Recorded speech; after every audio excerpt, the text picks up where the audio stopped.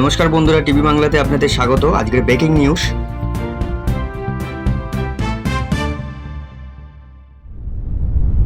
নিয়োগ দুর্নীতি মামলায় খাদ্য দপ্তরে এসআই নিয়োগে ব্যাপক দুর্নীতি।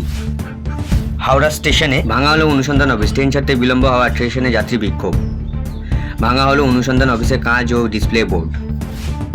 চোর কিংবা বয়স না, ধোনির অবসর নির্ভর করছে এই শর্তের উপরে। MS ধোনি যেখানেই নামছেন তা যেন নিজের ঘরের মাঠ বানিয়ে ফেলছেন, কিন্তু ভক্তদের মনের মধ্যে একটাই কথা, আর কতদিন নিজে।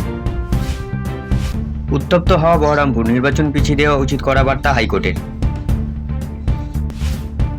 দাদাগিরি 10 এক্সক্লুসিভ। দিল্লিতে দাদাগিরির শুটিং, সৌরভের জন্য বিশেষ বন্দোবস্ত। কবে শেষ হচ্ছে এই শো?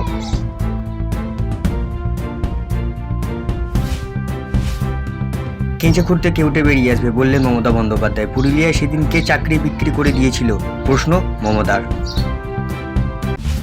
বড় খবর, সব চাকরিহারাদের ফেরত দিতে হবে না টাকা। কারা কারা এই তালিকায় থাকছেন? দেবাংশু বাসুকে ডিভিশন বেঞ্চ জানিয়েছেন 2016 সালে প্যানেলের চাকরি বাতিল সবার। অবিলম্বে রাষ্ট্রপতি শাসন চাই, কেন বললেন দোলন ভাস্কর খরাজ। ক্রিকেট প্রেমীদের জন্য বড় সুখবর, ইডেন থেকে এখন রাতেও মিলবে ট্রেন।